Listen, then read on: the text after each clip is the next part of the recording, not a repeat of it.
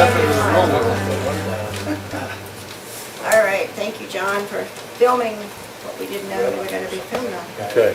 Alan and Elizabeth Hodge, we are so excited to have you here. We met them, Gary and I met them at St. Mary's last year at a really nice event. There were a lot of people from Idaho there. They're good people, good people. They are conservative like us. And anyway, we met them and we got to know them and we asked questions. And so I just wanted to invite them to come and share, because if we can get enough interest in the Spokane Post Falls area, they might come from Boise, and they might already even have plans to be here, and they're going to tell you more about that. So we just welcome you, you're among friends, and we just hope you will be inspired to work in our area. Thank you. Thank you. How much time do I have? I don't want to go over time. How much time is on your watch? There are a few people that might have to leave early, so they may just slip out. No worries, no worries. I won't take offense at all. It wouldn't be the first time someone's walked out, I'm sure. I just didn't know. For some background, my background's in Christian education, working with children back in the 70s and 80s, and then I ran for the legislature in '84 and was elected and served 6 years in the Idaho House of Representatives. And after which I did a self-imposed term limitation because I felt led to do that. And my girlfriend, Helen Chenoweth, also, we both made a deal that we both decided we were going to do self-imposed term limits.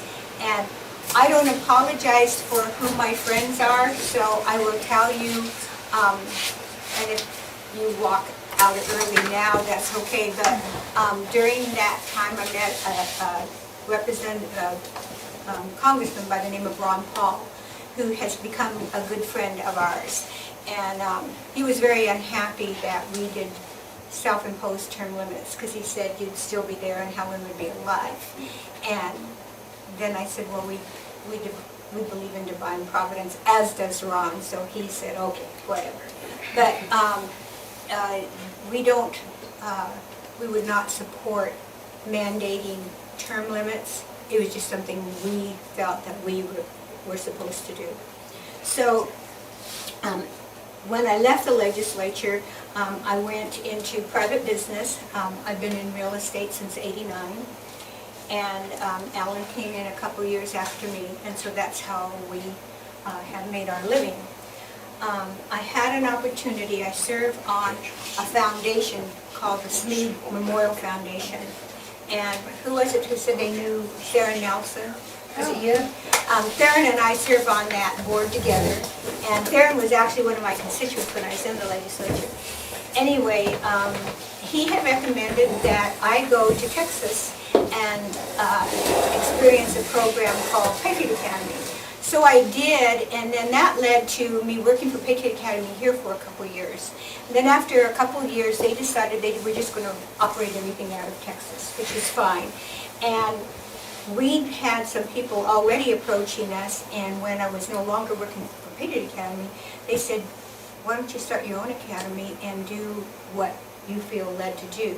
Which Patriot Academy is a real good leadership school. It especially explains the legislative process, shows students about the committees, how committees run, how you write laws, how you prepare, how you present, if you want to run for office, what all that is. So it's totally different than what we do.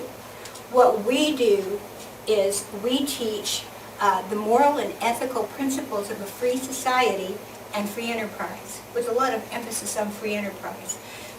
Back in the 70s, when I was working at a church, a gentleman by the name of Ralph Smead, he's an old curmudgeon, came in. He's the age of my father, and he started giving me books like The Law. Are any of you familiar with The Law, Bastia? And then Mainspring of Human Progress by Henry Grady Weaver, and Susan Love Brown's Incredible Bread Machine. These are books that he gave me, and I pencil. And I'm really loving them, but I'm saying, why are you giving me things about economics and philosophy I just love the Lord. I love children. I want to work with the kids, and that's it. And he was very persistent, and he showed me that economics, sound economics, has a moral basis. And I'm going, I never thought that, business is business. In fact, it used to upset me when somebody would say, act differently during the week, and then on Sunday be different, and they said, well, that's business, this is church. And to me, church was just an extension of our home, so I had a struggle with that, and he helped me start seeing why I had a struggle with that. And basically it had to do with the fact that economics does have a moral basis, okay? So I'm going to give you a little presentation of and include some of the things that we do in the schools, because we go into public schools, we used to call them government schools, and private schools and groups like this. We've spoken before groups of 3 or 4, and we've spoken in groups of 7,000. So we just speak our hearts, and I should tell you right off, we ask the Lord to lead us, that He's glorified, and that we just speak the truth. And some people accept it, some don't. That's cool. We were just at Forest Bird Charter School in Sandpoint. Wonderful school. The principal and the teacher was wonderful. The kids were great. And one of the things that I tell students when we start talking to them is, so you understand where we're coming from, our founders founded our country on a principle that our rights come from our Creator and not from the state, not from government. And when I do this in public school, sometimes a couple of the teachers get a little bit nervous. And so to put them at ease, because they're gracious enough to have us come into their room, it's like coming into someone's home, you don't want to offend them. So I tell them, lest you think that I'm teaching religion, I'm not. Although there actually isn't anything in the Constitution that says I can't, but that's not what I'm doing, and that's not the purpose. The fact is that our founders acknowledged that our rights come from our Creator, and they based the Declaration of Independence, they based much of our government on that premises, okay? And I tell the students, if you want to worship a rock, knock yourself out. That's what the U.S. is about. We have the freedom to worship or to not worship. But because of that principle, everything kind of flows from that. The liberty, the aspect of liberty flows from the fact that we do have the right to worship as we choose or to not worship, to do business, to engage in free enterprise, and we speak to them about those things. I'd like to talk to them about principle, because to establish the premise, to help them understand that principle is important, because one of the things we tell them, we're nonpartisan, we're non-denominational, but we tell them that we believe in principle over politics. And the reason I mention that is there's politics not just in the legislature, not just in Congress, there's politics in work, there's politics in church, there's politics in our home, whether we like it or not. We're political beings. We have opinions and stuff. So I like to tell the students that it's not a left-right thing, it's not a Republican-Democrat thing, it's not a conservative-liberal thing. I do not apologize for the fact that I come from a conservative philosophy, from actually what we call a classical liberal philosophy, which is how our founders believed. But I don't believe in imposing my belief on other people. But I'm not going to be shy about sharing my belief, because obviously the things that we teach have these principles in them. That's why we teach them, because we happen to agree with these principles. And that's basically the principle of non-aggression, of allowing people to exercise their right to engage in the exchange of goods, services, ideas freely, as long as they don't aggress on each other. The founder of FEE, Foundation for Economic Education, is a gentleman by the name of Leonard Reed. He wrote a little pamphlet that we use for the free enterprise side of our academy called iPencil. He wrote this back in the 40s, and I had the privilege of meeting him before he passed and being involved in FEE. In fact, we had little mini fee seminars here in Idaho for a while. At any rate, we use this as the introduction to the free enterprise side of what we do. And it's the perspective of a pencil. He tells his story. I'm a pencil. Everybody uses me and nobody knows how to make me. But there's a lot of cooperation that goes on to make me. And it can come from areas that you don't expect. It can come from places that we don't even agree with philosophically. Take for instance, Ellen and I were in Malaysia. I was telling the kids about that today. We were in Malaysia a couple of years ago. We went to a rubber plantation, saw how they tapped the tree for the rubber, how they had to do it in such a way, scar the tree so it would bring forth the liquid without killing the plant. Then they had to test it, they had to store it, and then they had to have it picked up and delivered for processing, also that we can have an eraser at the tip of our pencil, and that's in Malaysia. So that's kind of how we introduce them to the free market.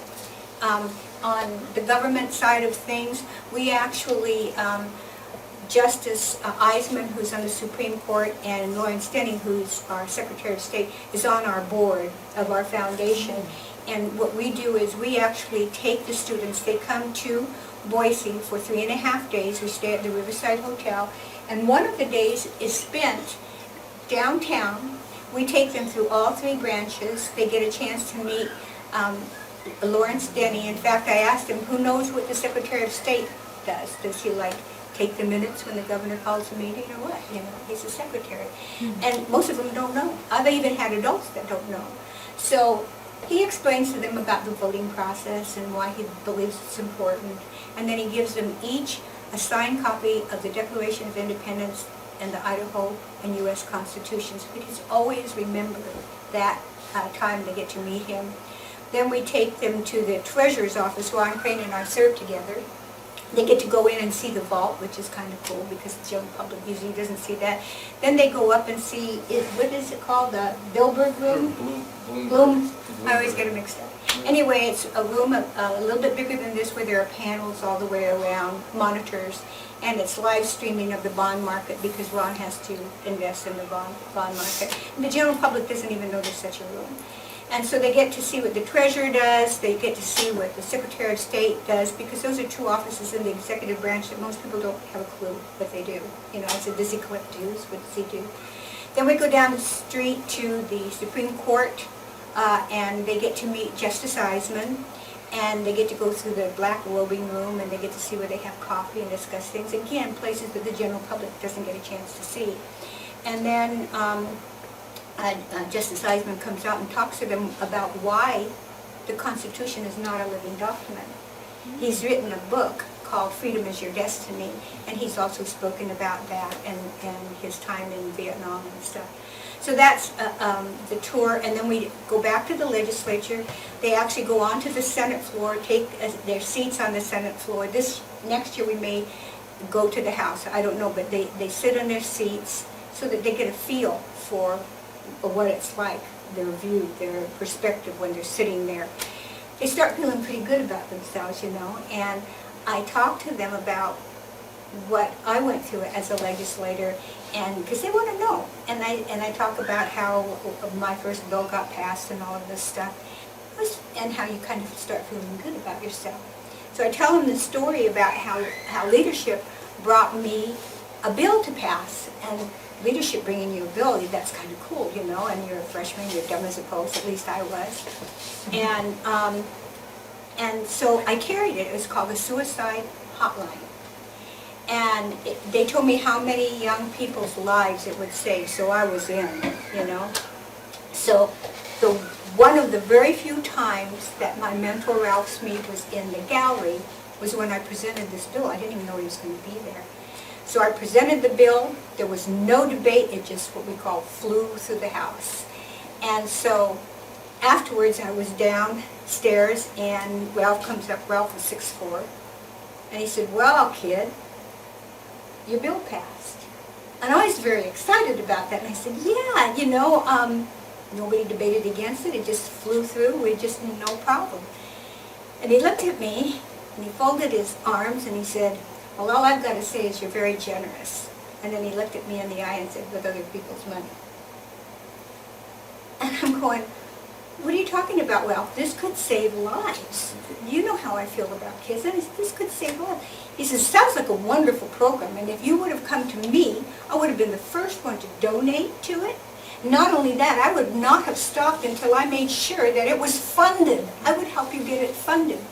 But you just used the force of law to mandate, make me give what I had in my pocket to give to my cause, to your cause. And by the way, I don't have the same ability to use force to make you give to my cause or my charity.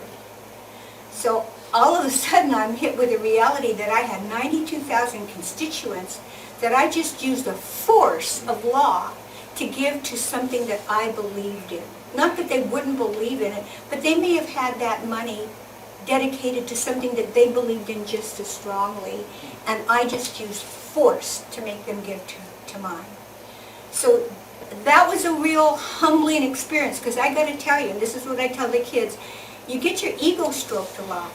Leadership brought me this bill. They were very pleased with me. They were talking about grooming me for leadership. There were some people that said, you know, you could be the first woman lieutenant governor and all of this stuff. I was feeling pretty good. And so I tell the students, if you like being treated where people want to do things for you, give you things to do, take you to lunch, buy you things, and basically treat you like a rock star, then go join a rock band, because I don't want you in public service because you'll get your head turned. And I learned that early in my tenure as a state representative, that it will appeal to your ego. All you have to do is go along and get along. And I had to make a choice at that point. Whoa, I see what this is about. It's not like what I thought. I thought it would be like our founders, you know, they'd all get together, see what the problem is, let's work it out. Our founders did not want us to have parties. And you can actually see why if you think about it. Now is this party going to be in control, or is it going to be this party in control? Neither one should be in control. They should all be working to see what needs to be done, rolling up their sleeves, getting the job done, and going home. And so I talked to the students about that and how easy it is to get off track, to basically be seduced, if you will, and not even realize what power can do to your mind. And then I talked to them about principle. And I explained to them, because so many of them, we work with 12-year-olds to 112. How many of you know Lenore Barrett? Does anybody know her? She's a former legislator from Idaho. She's a mature lady. And when I was doing this presentation, she said, I said 12 to 112, and she said, how strict are you on that? I said, well, Lenore, with a note from your doctor, we'll take somebody that's over 112. Well, of course she meant, can I bring someone younger? But I was just teasing her. Anyway, so I talked to the student about when I was a student, so that they can understand my travel, because they've got a road ahead of them. And I want them to start thinking critically. In fact, you should know we tell them that the Liberty Academy is a political correct free zone. Because where we talk, the words have meanings, and they have like the old Webster meaning, okay? And so we don't get offended. We don't, you know, we can disagree, we can argue, we can do whatever, as long as we respect each other, and we don't play games, you know. I mean, I actually debated and voted against the Martin Luther King Day. Nobody could believe it, because when I grew up in Nevada, there were places I wasn't allowed to go because of my complexion. And my best girlfriend as a child, we were friends, and her dad saw me in the yard once, and when I was little, I was really dark complected, and he didn't know what my nationality was, and he told her, you can't hang out with her, you know, I think she's Mexican. And so she came up to me and said, you know, I can't play with you anymore. And I said, why? My dad thinks you're Mexican. And I said, I'm not Mexican, but so what? So I went home and talked to my dad. He was my adopted dad, but he's my daddy. And he blonde hair, blue-eyed Scotsman, and here's this little Filipino daughter. And I'm crying, and I said, Daddy, you know, she won't play with me anymore. And she said, you go back tomorrow to school and you tell her you're not Mexican. But if you were, you'd be proud of your heritage. That's fine. We're all children of God. God created all of us. No difference. So I thought, okay, if my dad said it, that's cool. I'm going to go back and I'm going to tell her that, and everything's going to be fine. And it wasn't. She still couldn't play with me because her father was an elected official. And he couldn't have his reputation tainted in any way. So I never forgot that story, and I've told that story to the kids because you don't know who's out in that audience of kids. You don't know what they've experienced. And when I voted against the Martin Luther King bill because I believed that it should be about humans, people coming together, the more we focus on color, whether it's black or brown or yellow or whatever, the more we're actually focusing on our differences instead of the oneness that we have in our humanity, right? And so I wasn't going to support something that was perceived to be a black thing because, yes, things that happened to the blacks were terrible. Things that happened to the Filipinos during World War II was not wonderful either. We could all tell our stories about our heritage and stuff. You know what? Get over it. You know, we are in a country that is absolutely wonderful, and things get better all the time. And is there injustice? Absolutely, there's injustice. And should we stand for it? Yes, we should. And so people couldn't believe that I voted against that, but they couldn't say too much because I was a person of color. I told the kids that while I was growing up in Las Vegas, we didn't have middle school or junior high. We went from grade school to high school, which was pretty intimidating because you're in the same room all day long with all of your friends. You go out onto the schoolyard, all of your friends come back in. From that to a campus of over 1,500 students where you have to navigate your way from one end of the campus to the other. You have to remember locker combinations for your books and your gym clothes. You have 3 upper classes that look at you as the lowest form of life because you're a lowly freshman. And here I am, even smaller, freshman, and very intimidated. And I walk into my social studies class. My teacher was Mr. Marble. He was a short man with a round, shiny, bald head, so you can imagine how much fun we had with his name. But Mr. Marble was kind of a serious fellow, and he said, welcome, freshmen, and everything, and then he said, you're in this class, you're going to learn about basically the virtues of communism. Well, yeah, that's what we did. Because all of us were raised by parents from World War II, from the Korean War. We used to have to get under our desks and do drills in case the bombs were. What year was this? This would have been You don't look that 59, old. 60. Pardon? You don't look that old. Oh, well, I am. I've been around for a while. I want my question And answered. So anyway, it was very unsettling to the students, okay? And so we were abuzz, right? And Mr. Marble said, what's going on? You guys have a problem with this, stand up. And the entire class stood up. And he said, okay. He says, what if I told you that in true communism, everybody has a house. There's no such thing as being homeless. And some of the kids sat down. And then he said, what if I told you in true communism everybody gets fed? There's no such thing as hunger. More people sat down. Then he said one thing that 14-year-olds love. What if I said everything's fair? Everybody's equal. Nobody's better than anybody else. Nobody's richer than anybody else. Everybody's pretty much the same.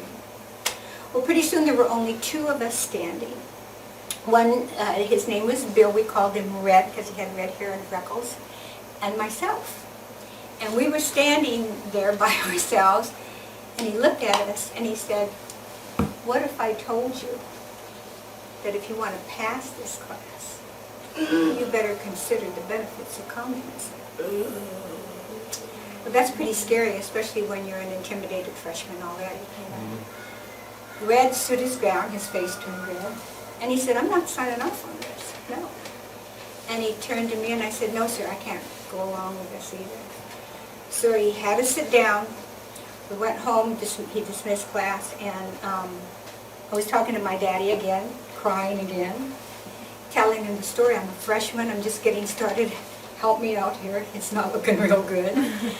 And Daddy said to me, Lizzie, tomorrow morning when you go into that class, if you're the only one standing, you must stand.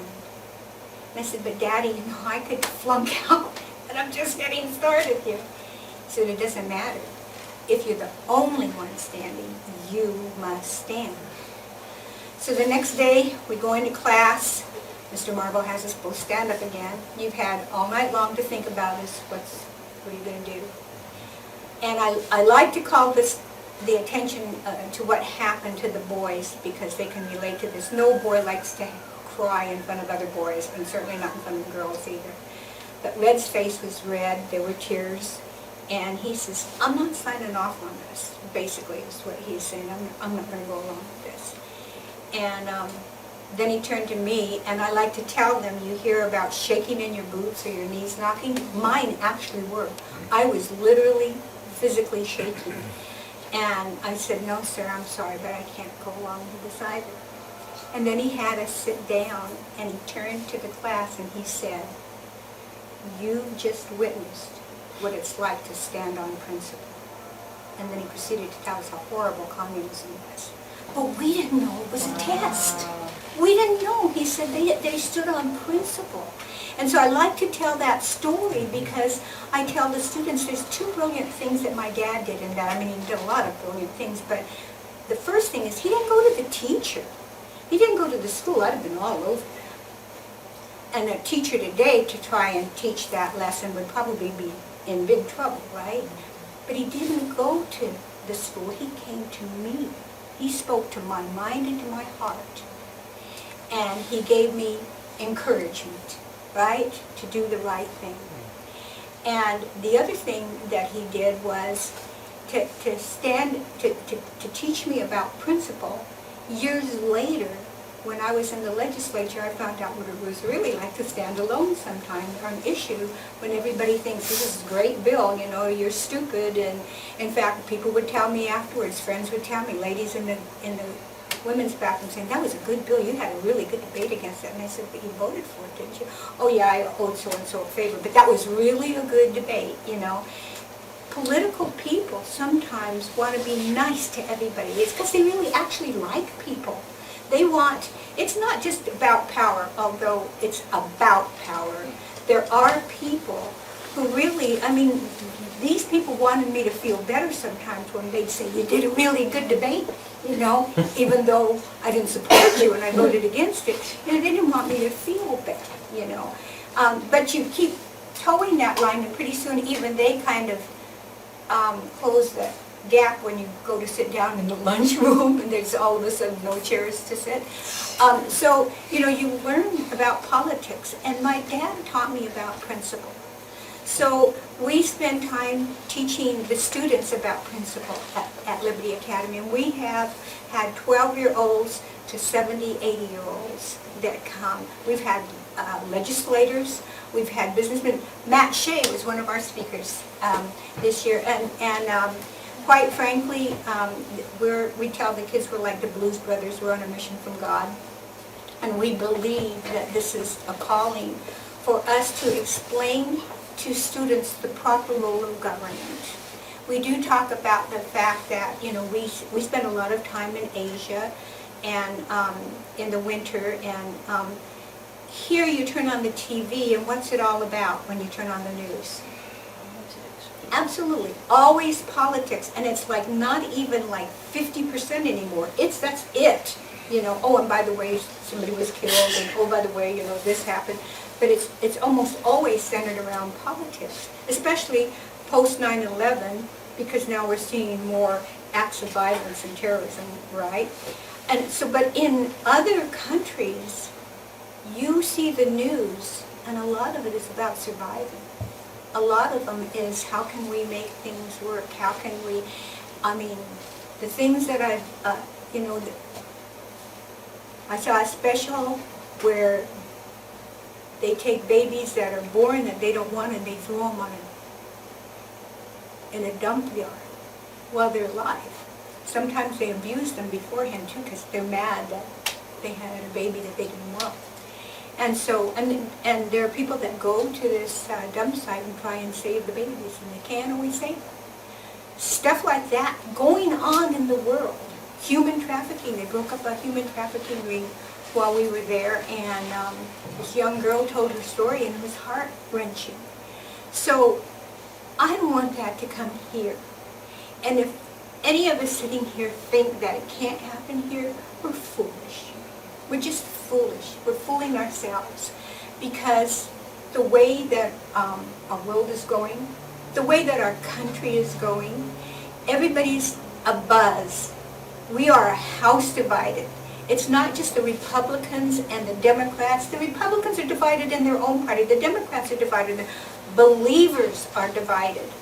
Families are divided over this election. It's like absurd. And the crazy thing to me, Ellen and I talk about this all the time, is we talk about who's going to lead our country. Like one person, the president, is going to make everything happen. You know, who's going to lead our country, who's going to lead our economy. That's not the president's job. That's not Congress's job. And if we're upset about politics and about the people that are in office, who put them there? So we talk to the students about eternal vigilance and the fact that people have not been practicing eternal vigilance. We really don't vet our candidates. How many times have I heard somebody say that they went to a public forum and they asked so-and-so, one of the people running for office, a question, you know, and they said, well, how did they answer it? And then they'll tell me the answer and I'll say, that wasn't an answer. What did he just tell you? How did he answer? Well, you know, I really felt good after he was through talking to me or she was through talking to me. But that question wasn't answered. Or they'll say, well, I don't remember, but you know, they're really nice. And I said, yeah, but nice people sometimes do not so nice things. You have to look at their fruits. You have to look at what's actually what they're doing and what they're saying, because politicians are what I call politically bilingual. And that means they talk one way when they're home in their areas and another way when they're in caucus or when they're in session. And Jeff, you can attest to this. I mean, you've seen this sort of thing. Correct. I see it all the time. Yeah, and so I try and explain to the students that if you want to go into public service, we have people who will mentor you. But you will be mentored by people who will tell you the truth and the proper role. And by the way, I remember Heather Scott talking to us when she was first going to run for office. I said, Heather, surround yourself by people who aren't yes people. You know, people who you really trust. And, well, she's wonderful. You know, she is probably one of the finest representatives I've seen in quite some while in terms of standing on principle. You don't have to agree with her. We don't always agree with each other, but I would not question her belief in what she's doing or her character or her honor, because she studies the issues and she stands tall. And so these are the things that we tell them. If you want to go into public service, you should have a servant's heart. You should understand that your job description is in your oath of office. That means that if you're elected to office, you're going to read the bills. If it's unconstitutional, you're going to vote no. There's no, you know, a popular thing, I don't know if they do it in Washington, is, I didn't like that bill, but I could see what was going through, there's no sense in spilling blood. Or, this is what I love, I'll just hold my nose and vote for it. Gag me. Anyway, that's kind of some of the stuff that you see happening. So we tell them, if you go in, you have to remember your job description is in the oath of office, and that's a sacred oath. That means you have the trust of the people. That's a sacred thing, to have the trust of the people. And you have to deal honorably with them. So that's what we talk to them about public service. In free enterprise, we tell them, if you think that it's a left-right, Republican, Democrat, liberal, conservative thing, I tell them, I don't have a single conservative friend who wants their children, that's your timer. I don't know. That's his, I know that sound. Anyway, is my time up? No. Anyway, I tell the students, I don't have a single conservative friend who wants their children to breathe foul air or drink dirty water. And I don't have a single liberal friend who doesn't have family values. So if we can forget that, if we can quit getting so caught up in that and start looking like our founders did at the problem and coming together and saying, look, William Penn, right is right even if everyone's against it, and wrong is wrong even if everyone's for it. If we can start applying that to our lives and start looking at what we're doing, is it right, is it wrong? I'm not into the big, well, it's kind of, sort of, moral relativity type thing. You know when something's right, you know when something's wrong. If you have a problem, then you look at the principle. Well, if the shoe were on the other foot, would I think that this was a good thing? This affects just a few people. I'll tell you one other just real brief story. And I don't want to offend anybody, but I'm telling you my story. I carried a pro-life bill. And before I did, I was called into a meeting with a lot of pro-life people who had a bill that they wanted to pass. And I prayed about it before I went in. And they presented this bill and they said, so we think if this bill passes, it's got a better chance than any other bill that we presented. And it could save up to 90% of the kids. 90% of the unborn could be saved with this. It wasn't a pro-life bill. If you're going to pass a bill that says you can kill 10% of the babies, how can you call that a pro-life bill? Now, you can argue with me all day, well, 90% is better than none. But you take those 10 babies and you put a face on them and you give them a name and you tell them, sorry, you get to be burned to death, you get to be dismembered, you get to be whatever. Then come back and tell me that that's a pro-life bill. Okay, so and I'm not saying I have the magical way to make something happen. I'm saying we all need to look together how we can make things happen that we believe to be right. Not just how are we going to be effective. And that's what I was told. Newt Gingrich, you might want to turn off the camera. I'll really offend people on this. Oh, not if you talk about Newt.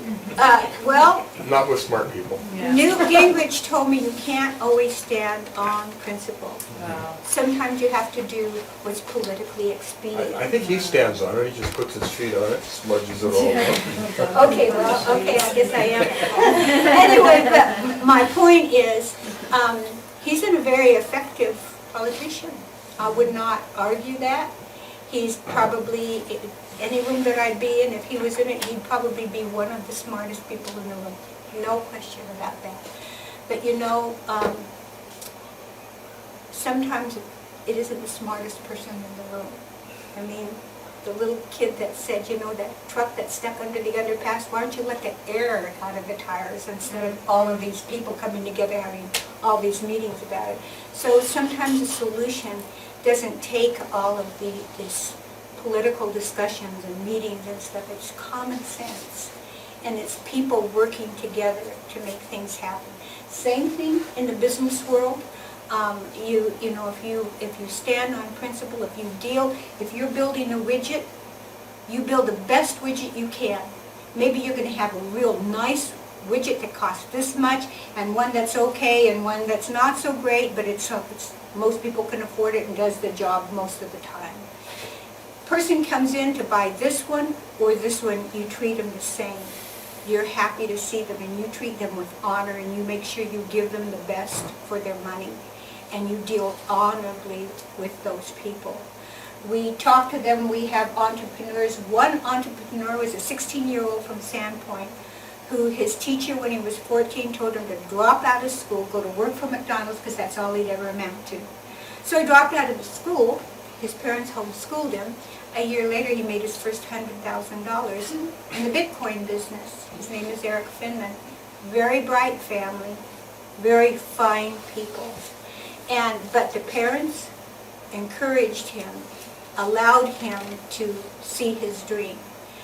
we want to encourage our young people, but we also want to motivate them to do the right thing and to follow their dreams and to do it honorably. So we have a mentorship program of entrepreneurs, business people. If any of you are interested in it, we always have people that need to be encouraged and to be helped, you know. And so these are the things that we do. We have a children's business fair that we just started this year. It's where 6 to 14-year-olds get a chance to be an entrepreneur for a day. This is our little grandson who's making bird feeders out of bird seed and gelatin and water. He put them into a cookie mold, stuck some yarn in it, and you hang it in your tree, right? And so he made these to sell. One little girl made cookies. This young man did woodwork. But all of these children came together at home. They put their plans together, and they came together at a little business fair, and they sold their goods. And then we talked to them about profit, loss, and we started introducing basic economic terms. And the gentleman that I mentioned, Leonard Reed, a friend of ours by the name of Larry Reed, is now the president of iPencil. Not related, even spelled his last name different. But I can recommend FEE very highly to any of you that are into education, because they have wonderful educational materials, and they are the oldest free market think tank in the U.S. And they have very good stuff. Our mascot is the Liberty Lamb, and we use a quote that has been attributed to Ben Franklin, that democracy is 2 wolves and a lamb voting on what to have for dinner. And liberty is a well-armed lamb contesting the vote. And so we talk about our republic. By the way, we go into the schools. One of the first things we do is to get the kids involved. We ask, who wants to win $5 today while they're in? We're going to do quizzes throughout. Whoever answers the question right gets the $5. The trick is to keep the $5, because you'll keep getting asked questions throughout the class. As long as you answer it right, you get to keep the $5. When you blow it, the next person gets it. First question that we ask is, what form of government do we have? Ellen's our quiz master. And he gives them the choice of an oligarchy, a democracy, a monarchy, a republic. What do you think over 90% of the time the answer is? Democracy. So, and we did this in a convention center of 7,000 people, which was fun too. He said, to help us remember this, there's a real simple exercise. I pledge allegiance to the flag of the United States of America. And I had the microphone. I said, and to the, and I put it out, and the whole thing rang out with republic. Well, the same thing happens in a classroom, because like today, the kids all said republic. And then you go, oh yeah, huh. You know, the kids, you can see the lights go on. The interesting thing is, in some of the groups that we've had with a lot of adults, the adults come up to us and thank us saying, we thought it was a democracy. And so they use those terms, you know, as well as if they could be interchangeable. But I explained to them that in a true democracy, the individual is not sovereign. He has no rights.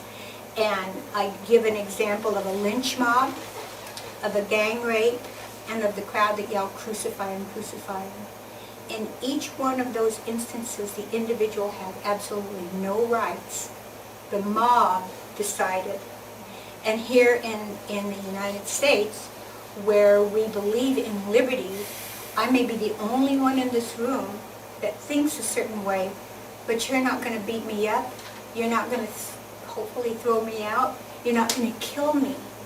But there are places in the world today that a disagreement can mean your death. So I tell them that because liberty is a sacred gift. And if we are to keep it, we have to understand that there are certain principles at play here of doing the right thing, whether we're in public service or whether we're in private business, that those principles are consistent.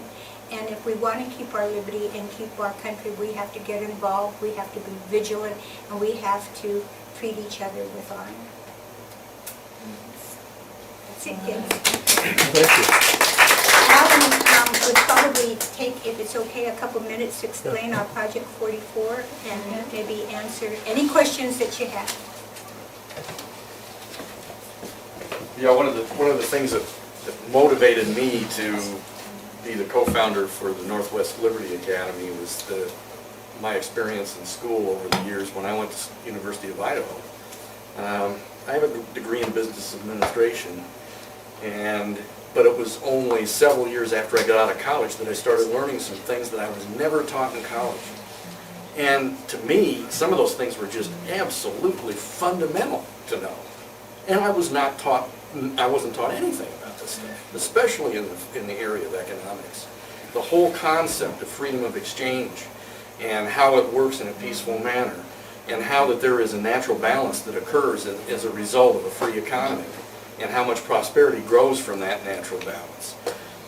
There is a tendency nowadays, I think, for people to believe that somehow real liberty is destabilizing to a society, and that somehow you have to have people in positions of power to make sure that people are operating under certain levels of control so that they don't in some way mysteriously do some harm to each other. When the fact of the matter is the real natural balance takes place when people are engaged in free and peaceful exchange of goods, services, and ideas. That example of the pencil, I think, is great, because when it talks about the pencil from the idea from the first person, the whole reason that Leonard Read took the pencil is because it's such a simple object. And it points out how much we end up taking for granted by pointing out a pencil and saying, I'm a pencil, and there's not a single person on the face of the earth that knows how to make me. And yet, somehow, some way, without a pencil czar in Washington, D.C., or Boise, or anywhere else, pencils get made by the umpteen millions, and they cost pennies a piece. How does that happen? And so then it goes and gets involved in all of the human cooperation that takes place, where pencils are finally derived. And also, one of the main things that gets taught about the whole concept of free enterprise, which is totally unappreciated, and which, amazingly enough, I was taught almost nothing about when I took economics courses, and that's the role of an entrepreneur.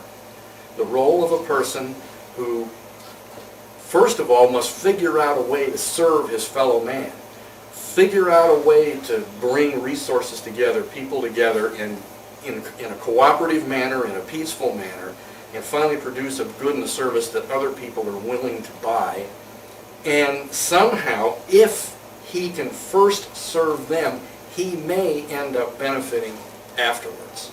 But first, the consumer must be served in the way that the consumer chooses. The consumer can just walk away. And that's the whole nature of the free enterprise system and why it works so well. So a lot of this stuff I was not really fully cognizant of when I came out of college. I had some vague notions of it. But once I started reading on my own and listening to organizations like the Foundation for Economic Education, there is stuff out there. I think there's a lot of mythology that's in our heads right now that might create objections to the whole concept of free enterprise. And yet, there is a lot of material out there that does answer those objections that I don't think gets out there. I don't see it when I turn on the news, and I don't think I see it very much when in the classroom either. So that's what's motivated Elizabeth and me to get involved with the Northwest Liberty Academy, because we want to take a 3.5 intense days to get students at least introduced to this stuff. So that's why I decided that I wanted to start this Project 44, because I would like the goal here in Project 44, named after the total number of counties in the state of Idaho, And now as we're we putting it in eventually, Washington. and of course, we can start including the Inland Empire in that, because we're starting to see a lot of like-minded people, at least in eastern Washington, eastern Oregon, northern Nevada, western Montana, some of the other surrounding areas. But within our state of Idaho, wanted to start this Project 44. The goal is to get at least one student, especially young people, who can be introduced to some of these very fundamental concepts long before I did. And so our goal is to have a student, well, at least one student from every county coming. So, I have a couple questions. Yes. So, as far as your action step, I mean, what are you asking people to do? Well, when we speak to groups such as this, or we speak to student groups, we're actually inviting them to come to the Northwest Liberty Academy Symposium every year, which is held in June. And this, and I have to emphasize once again that these are pretty intense 3.5 days, where we have economists, we have people who are teachers, instructors, who are entrepreneurs. We have people that come in and speak to these subjects, the whole concept of liberty. For example, last year we had Chris Ann Hall come in. I don't know if you know who Chris Ann Hall is, but she is going to be our keynote speaker coming up this year as well. We do a lot of interactive games. Fee comes in and, oh, this is a fun story. They actually, they did this game where the kids had to draw cards to be able to have a business, right? And so they had to have a full set before they could start their business. So it was like watching, brokers saying, I have labor, and another one saying, I have energy and I have natural resources. And so they were bargaining back and forth, and the game went on and on. When it was over, they asked the kids how they all did, and one little homeschool girl stood up and she said, well, we were doing really great until that group got subsidies. And he said, oh, really? And so what happened, this little clean-cut girl, real sweet, she looked at him and she said, well, basically, we were screwed. And I'm going, her mama may not have liked that term, but she got it.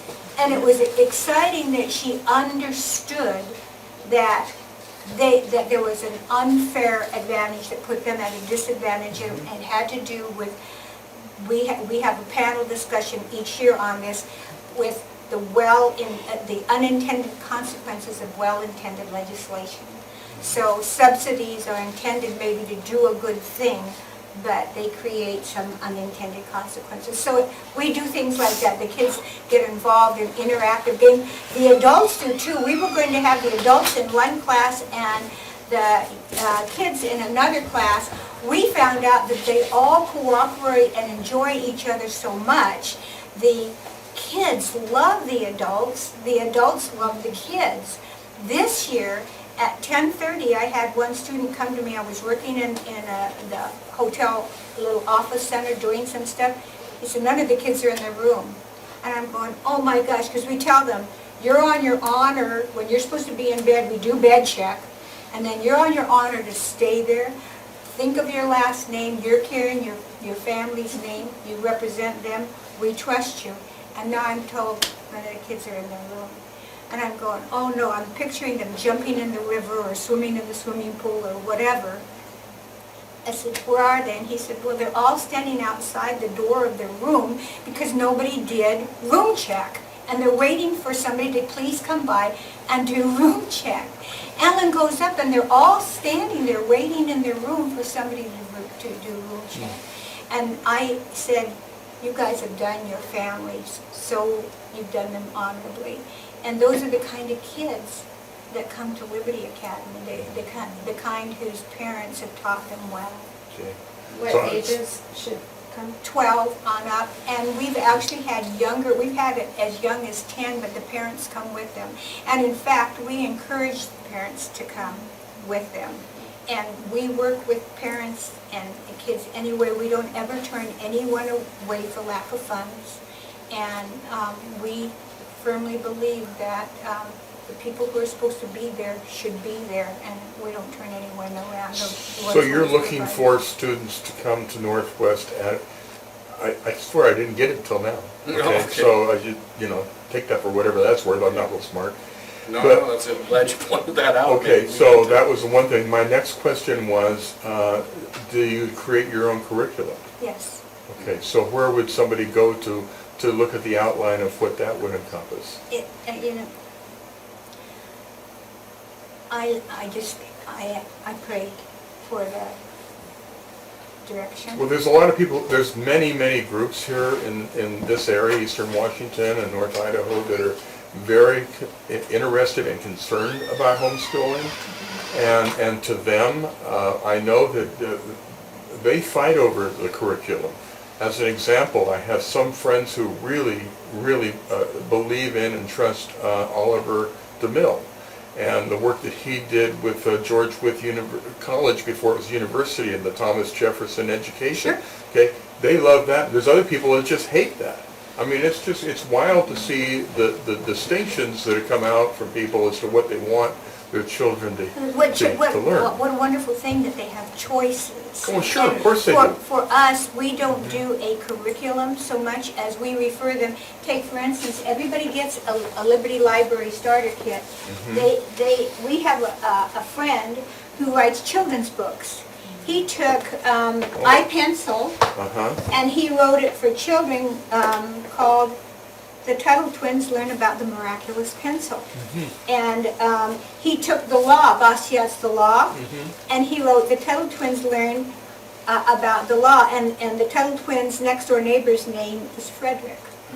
And he took wrote Economics in One Lesson, and he wrote The Food Truck Fiasco. He took Griffin's book, The Creature from Jekyll Island, and I guess I don't have the copy of that. Oh, yes, I do. It can't be that small. I know, and the same thing, and the law is already small, but I mean, I've had adults, actually Sarah Nelson was the first one when he read the Tuttle Twins Learn About the Law. He said, this is incredible, and he got it on Worldwide's recommended reading list. Connor Boyack is a young man from Utah. He's an LDS fellow who has an organization called Libertas. And he's written these amazing books. Right now in November, he's going to come out with Hayek's Road to Serfdom for the Tuttle Twins, I guess, learn about the Road to Serfdom. So we do provide educational materials, but we don't have a set curriculum. Each year, Mainspring of Human Progress, I mean, I know it sounds simplistic, and I got accused of that when I was in Christian education, that I looked at things simplistically. But I don't think it has to be hard. And, you know, these concepts are age-old concepts. They're true concepts. What we do is we use the educational things that we've been exposed to, that we believe are useful, that are helpful, and we use a lot of friends that are smarter than us who will come in, like Fee and different people, and You know, we probably do have a copy of, when you say curriculum, we have the program from last year. schedule. The Like schedule, a the 3.5 years. Oh, I Yeah, have that's what- each year the schedule is different. One thing that we do is each year we have an essay contest, and whoever wins the essay contest wins a scholarship. This year it was, one year it was William Penn's Right is Right even if everyone's against it, and wrong is wrong even if everyone's for it. What does that mean? How do you apply that in business? And we have 3 age categories. We have 12 to 14, 15 to 18, and 19 and above. So we have adults, and these are our winners. That's Russ Fulcher, who is a friend of ours, who is the chairman of the essay contest judges. And then this is the older student, the youngest, and then the adult student that all won that essay contest. So we do essay contests every year. We have the panel discussions on the unintended consequences of well-intended legislation. That's one that we're going to do all the time. That's what I wanted to talk to you about. We talk about, we also have had a panel discussion on is political correctness correct? And we're going to emphasize political correctness this next year. We've got someone who's actually an expert in it. You're fine. I wanted to say thank you. Oh, I have to go pick up a kiddo from school, Oh, so okay.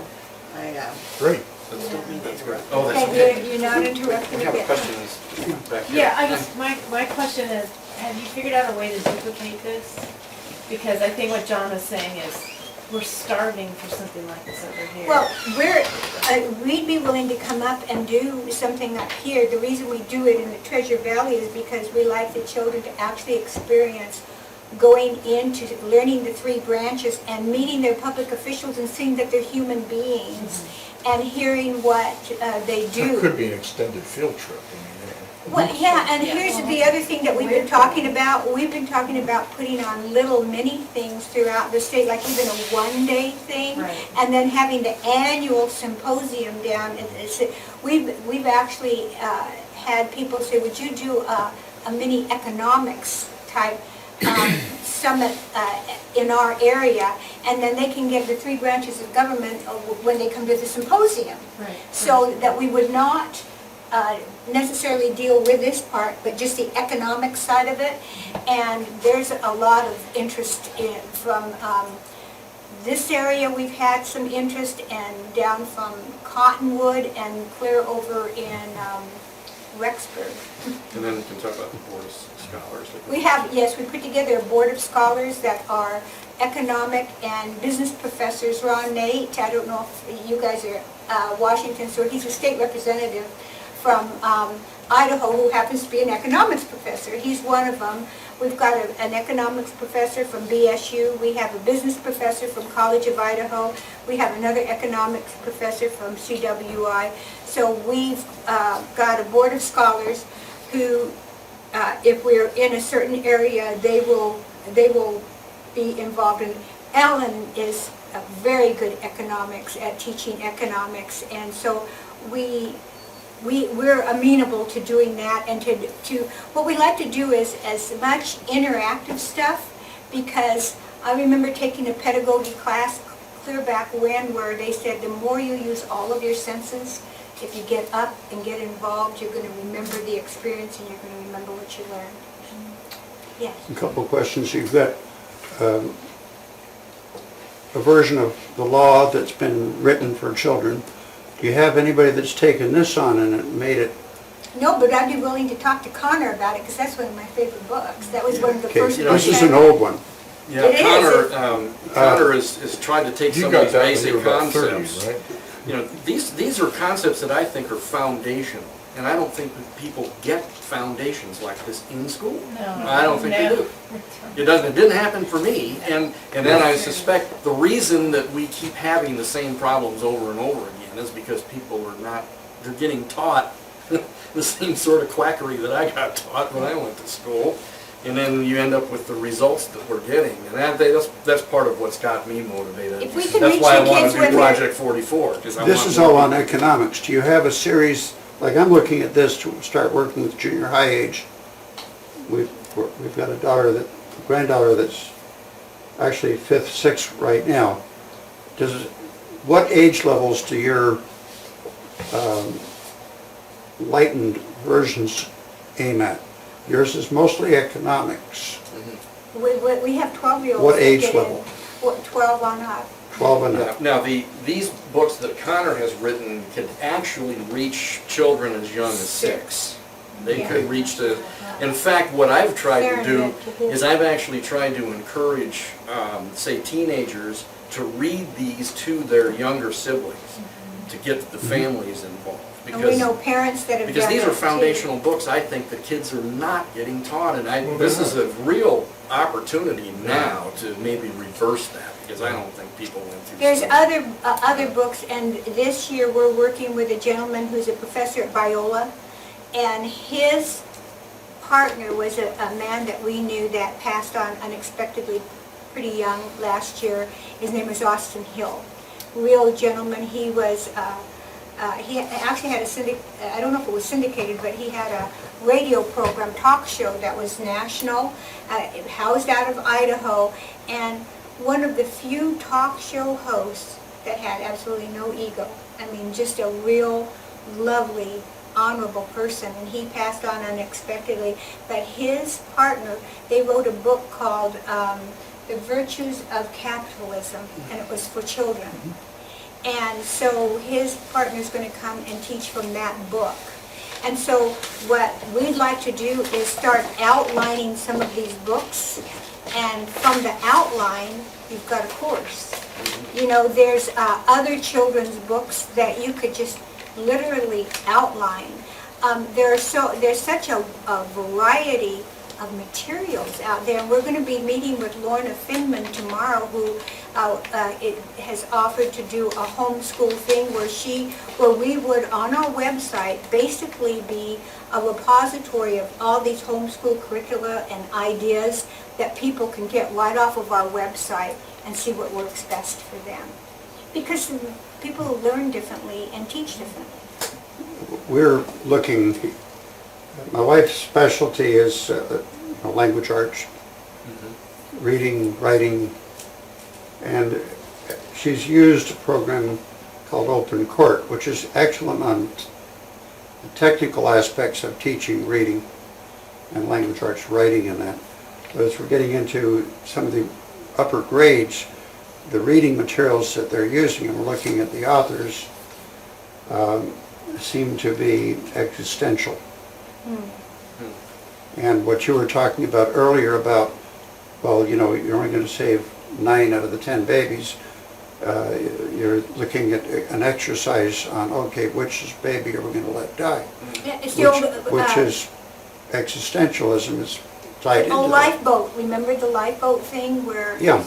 You only have so much you... Survivor is that. That's what they're doing on In- TV right now. with A Survivor. lot, and power, and some of the things. I was in Christian education in California when I had this thing with a bunch of kids. They gave me this program to deal with the kids. It was called Lifeboat. And I start looking at it, and I'm telling the kids, okay, you have to represent, you have to realize there are these different people in the lifeboat. I said, this lady's pregnant, she's going to give birth, and she might not survive, and the baby might not survive because they're in a lifeboat. Yeah. This old man is quite elderly, he's not going to be strong, and this little kid is too little to fend on.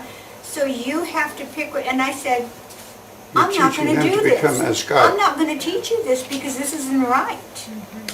And I got in trouble because I couldn't, all through our lives, I bet everyone here has dozens of stories of where you're in a place doing something that you really believe in, and all of a sudden you don't fit.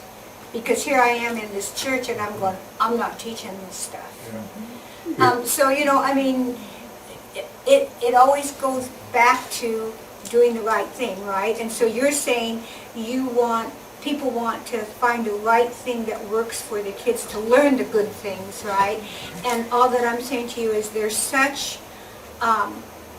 a myriad of things. Ron Paul does a curriculum too that's excellent, that's online.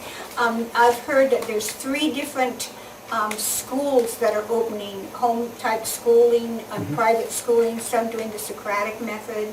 I really like the Socratic method because it gets the kids involved in discussion. That's what I'm interested in. I love that method because I think the more you discuss, the more, and we learn from the kids too.